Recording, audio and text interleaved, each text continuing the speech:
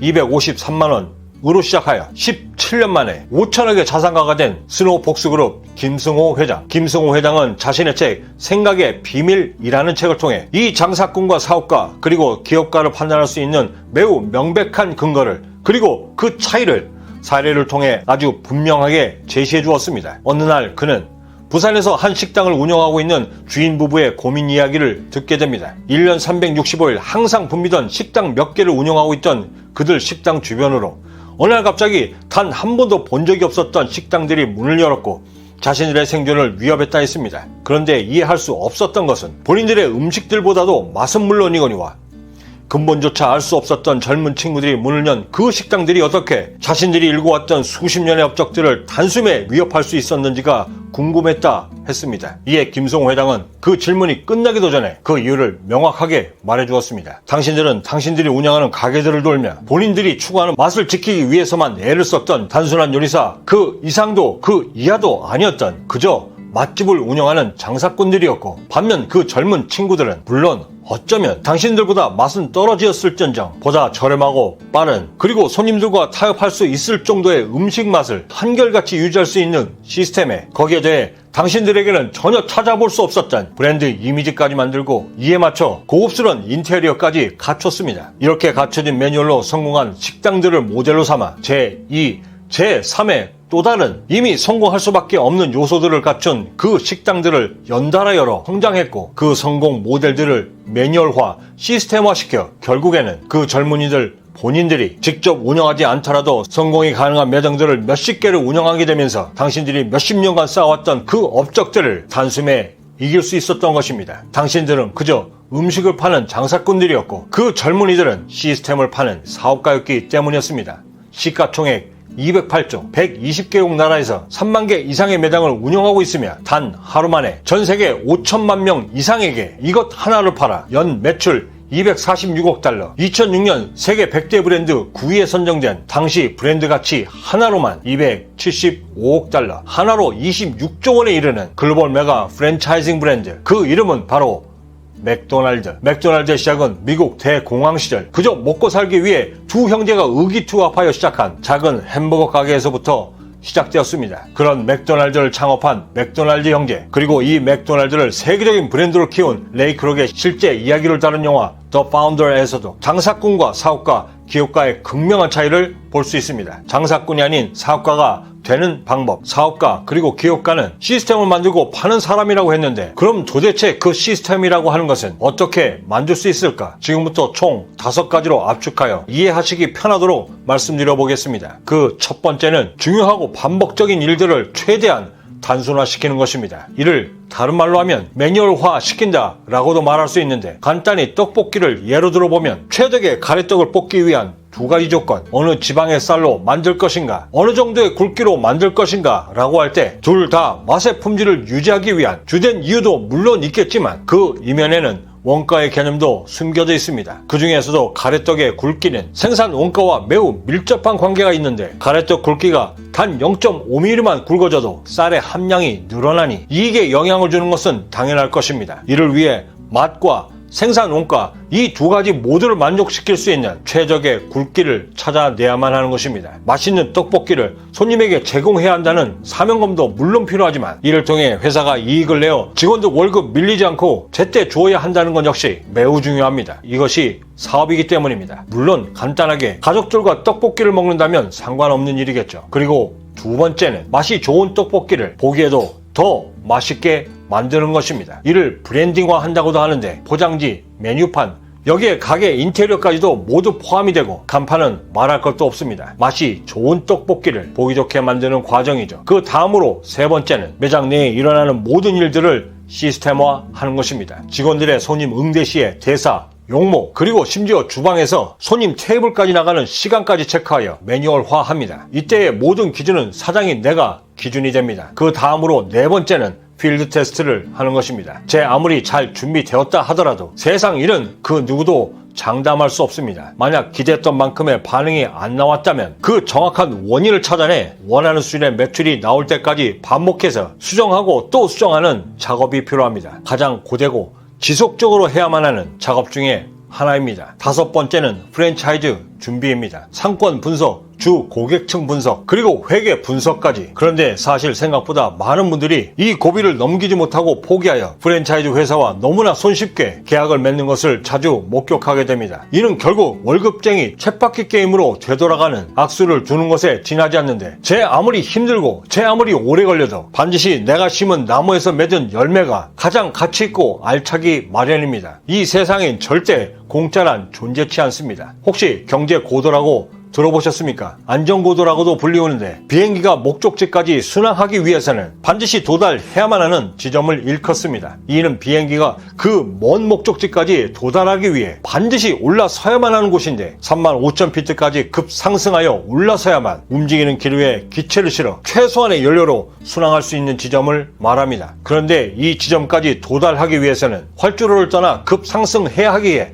전체 연료 중 무려 7에서 8%나 되는 막대한 연료를 쏟아 부어야만 그곳에 이를 수 있다고 합니다. 이는 마치 45도에 가파른 경사를 오르는 자동차가 연료를 쏟아 붓는 것과도 같습니다. 순항을 위해 막대한 연료를 쏟아 부어야만 경제 고도에 오를 수 있는 것처럼 우리가 부자가 되는 과정 역시도 마찬가지입니다. 경제적 자유의 목적지까지 순항하기 위해서는 경제고도, 안전고도까지 반드시 도달해야만 하고, 이를 위해 우리는 평소 노력의 2배 이상을 쏟아 부어야만 그곳에 도달할 수 있고, 그때서야 흐르는 기류를 타고 순항하여 우리가 목표했던 경제적 자유의 목적지까지 이룰 수 있는 것입니다. 여러분들은 최소의 비용으로 최대 효과를 거둔다, 이 말을 어떻게 생각하시나요? 그럴 수 있다면야 어느 누구라도 이 방법을 마다하진 않을 것입니다. 한정된 자원을 효과적으로 이용하여 최대의 만족을 얻는다는 경제 행위로서 부자들은 이 원칙을 장사꾼에서 사업가, 기업가로 신분 상승할 때마다 적극 활용했고, 이를 통해 남들과 똑같은 하루를 보내면서도 막대한 부를 거머쥘 수 있었던 것입니다. 30초,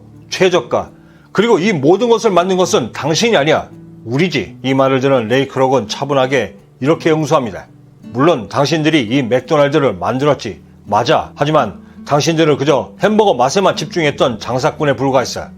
그 맥도날드의 생명을 불어넣고 이 세상에 직접 알린 기업가는 당신들이 아니고 바로 나야. 예약진은 이렇게 말했습니다. 강에서 물고기를 탐내는 것보다 돌아가서 그물을 짜는 것이 더 효과적이다. 장사든 사업이든 그것이 기업이든 그 모든 것의 시작은 강가에 나가 작은 물고기를 잡는 데에서부터 시작됩니다. 하지만 평생을 업으로 사는 것과 어선들을 불러 모아 망망대해에 나가 참치들을 잡아오는 것과는 분명한 차이가 있고, 이 두 가지의 삶을 결정하는 것은 분명 내 삶에 대한 욕심과 비전일 것입니다. 그리고 이 둘을 결정하는 것은 바로 우리들 마음의 크기인 것입니다. 가게 하나 건사하기도 힘든데, 입에 풀칠하기도 힘든데 그런 내가 사업을 어떻게 해? 이에 대해 제임스 볼드윈은 이렇게 말했습니다. 대면한다고 해서 모든 것이 바뀔 수는 없지만 맞서 대면하지 않으면 그 어떤 것도 바꿀 수 없다. 사업가의 길이, 기업가의 길이 결코 쉽다고 말씀드리지 않습니다. 하지만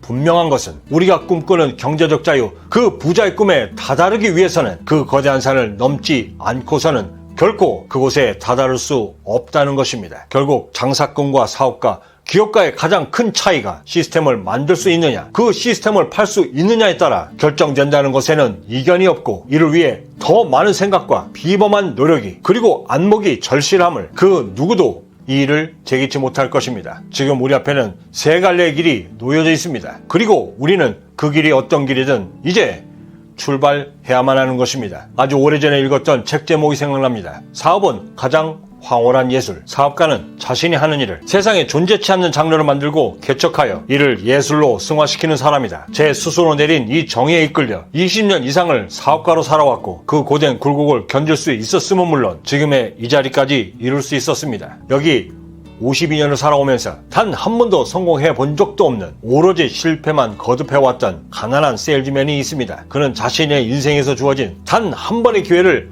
악착같이 거머쥐었고 드디어 남들이 부러워하는 성공에 안착할 수 있었습니다. 그런 그의 놀라운 성공 스토리를 듣기 위해 한 경영대학원에서 그를 초청했고, 그가 지금 그 강연을 시작합니다. 저를 보고 52세에 맥도날드를 시작해 하루아침에 벼락 성공을 이뤘다 이야기합니다. 하지만 저는 이 단 한 번의 성공을 위해 52년의 삶 중에서 30년이라는 외롭고도 아주 긴 고통의 시간을 인내하며 지금껏 끊임없이 준비해왔습니다. 이 말이 끝나자 한 학생이 질문을 합니다. 어떻게 해야 성공할 수 있느냐고. 그 질문에 그는 이렇게 답했습니다. 아주 간단합니다. 성공할 때까지 그냥 계속 하면 됩니다. 이렇게 대답한 후 그는 자신이 가장 좋아하는 글귀로 대답을 이어나갔습니다. 이 세상에서 인내와 끈기 없이 이룰 수 있는 것은 아무것도 없다. 재능만으로도 안 된다. 위대한 재능을 가지고도 성공하지 못한 사람들은 이 세상에 넘쳐난다. 천재성으로도 안 된다. 성공하지 못한 천재는 웃음거리만 될 뿐이고 그 능력만큼 보상받지 못하는 것은 하나의 속담이 될 정도로 가장 흔한 것이 이 세상이다. 교육만으로도 안 된다. 세상은 교육받은 낙오자로 넘쳐나고 있다. 오직 인내와 결단력 그리고 끈기만이 이 모든 것을 이룰 수 있다. 이때 그가 쓴 단어는 consistency, 일관성 대신 persistence, 집요함이었습니다. 당시까지 그는 일주일에 35불을 받으며 종이컵을 팔던 세일즈맨이었고 시간이 날 때마다 피아노를 팔거나 연주하며 가족을 부양했던 지극히 평범했던 52세의 중년의 세일즈맨, 가난한 아빠였습니다. 세계에서 손꼽히는 커피 바리스타가 되어 커피 전문점을 운영하는 것과 스타벅스 CEO의 삶이 다른 이유, 전국에 소문난 도넛 가게 맛집 사장과 던킨 도넛의 CEO의 삶이 다른 이유, 창공을 날아가는 새를 향해 활을 쏘면 최소한 멀리라도 가지만 몇 미터 앞 담장 위에 그려진 표적을 맞추기 위해 활을 쏘면 그저 바닥에 처박힐 뿐입니다. 가난하게 태어난 것은 당신 잘못이 아니지만 죽을 때까지도 가난한 것은 온전히 당신 잘못이다. 빌 게이츠가 한 말입니다. 결국 우리 모두가 이 모든 과정들을 견디고 도전하는 이유는 오직 하나, 돈을 벌어 돈으로부터 자유로워지기 위해서이기 때문입니다. 똑같은 돈임에도 우리가 바라보는 돈과 그들이 지배하는 돈에는 분명한 차이가 있습니다. 이를 알아야 하는 이유는 경제적 자유의 정상에 올라섰음에도 불구하고 절대적 날개 없이 추락하지 않기 위함이고 또한 돈을 벌되 돈에 구속되지 않기 위함입니다. 무하마드 알리가 이렇게 얘기했습니다. 믿음이 부족하기 때문에 도전하기를 두려워하는 바, 나는 나 스스로를 믿는다. 제 아무리 화려한 방법과 비법이어도 우리가 우리 자신을 믿지 못한다면 그 어떤 것도 그 의미를 찾기가 힘들 것입니다. 구독과 좋아요, 알림 설정은 경제에 이르러 남들과 다른 성공적 하루를 만들기 위한 성공 영감을 놓치지 않고 받아보실 수 있고 머리가 아닌 몸이 먼저 성공에 반응할 수 있는 그 방법들을 통해 성공에 한 걸음 더 다가설 수 있는 동기부여를 얻을 수 있을 것이라 감히 자신합니다. 마지막으로 월터 아이작슨이 쓴 레오나르도 다빈치에서 레오나르도 다빈치가 경제에 이르기 위해 노력하는 지금의 우리에게 전해주는 귀한 울림이 있어 나름의 경험을 얹어 각색하여 소개해드리며 마칠까 합니다. 저는 여기서 이만 먼저 인사드려야 할 것 같습니다. 그 어디에 계시든 성공에 한 걸음 더 다가서시는 하루가 되시길 진심으로 바라고 저는 내일 아침에도 따뜻한 커피 한 잔과 성공 영감을 들고 다시 찾아뵙겠습니다. 지금까지 경제적 자유민이었습니다. 감사합니다. 목적이 없는 공부는 기억의 해가 될 뿐만 아니라 머릿속에 들어온 그 어떤 것도 간직하지 못하게 한다. 따라서 그 모든 경험들은 하나의 아침이고 그것을 통해 미지의 세계가 새벽처럼 밝아온다. 경험으로 쌓아 올려진 사람은 점쟁이가 아는 것보다 더 많은 것을 알고 있고 그런 사람이 경험과 지혜가 많아져 쌓일수록 말의 수를 줄일 수 있게 되고 슬기로움까지 깨닫게 되면 나의 감정까지 충분히 억제가 가능하다. 경험이 근간을 이루지 못한 사색가의 교훈이 허무한 이유가 바로 여기에 있는 것이다.